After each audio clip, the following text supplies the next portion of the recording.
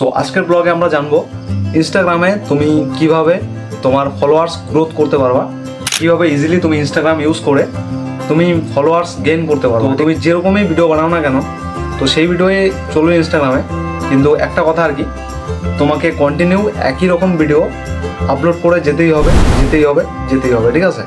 তো যদি ফলাফল জিরো পাওয়া যায়, তারপরেও তোমাকে কনসিস্টেন্সি বজায় রেখে কাজ করতে হবে। ডেইলি কন্টিনিউ 3টা থেকে 4টে ভিডিও ইনস্টাগ্রামে আপলোড করতে হবে, রিলস ভিডিও, ঠিক আছে? তারপরে ফটো আপলোড করতে হবে। যদি তুমি না পারো ফটো আপলোড করতে কোনো সমস্যা নেই, কিন্তু রিলস ভিডিও কন্টিনিউ 3টা থেকে 4টা আপলোড করতে হবে।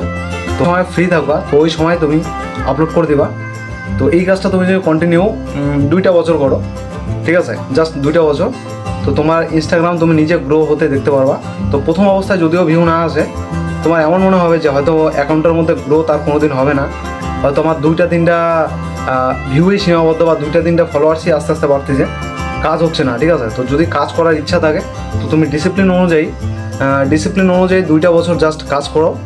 আমি কথা দিচ্ছি, তোমার জাস্ট যে আমার কিছুদিনের মধ্যে ইনস্টাগ্রামে আমার 10K ফলোয়ার্স কমপ্লিট হয়ে যাবে। তো তোমরাও ইজিলি 10K ফলোয়ার্স করতে পারবা, গেইন করতে পারবা, অ্যান্ড ইজিলি আর্নিং করতে পারবা ইনস্টাগ্রাম থেকে। তো আমি পরের ভিডিওতে আলোচনা করবো ইনস্টাগ্রামে আর্নিং কীভাবে করা যায়, ইনস্টাগ্রামে প্রমোশন কীভাবে করতে হয়, আর ডিল কীভাবে করতে হয়, ঠিক আছে? তো অ্যাডভার্টাইজমেন্ট কীভাবে টাকা দেয়, তো টোটাল আলোচনা হবে নেক্সট ব্লগের মধ্যে। তো চলো আজকের মতো এতটুকুই, দেখা হচ্ছে পরের ভিডিওতে।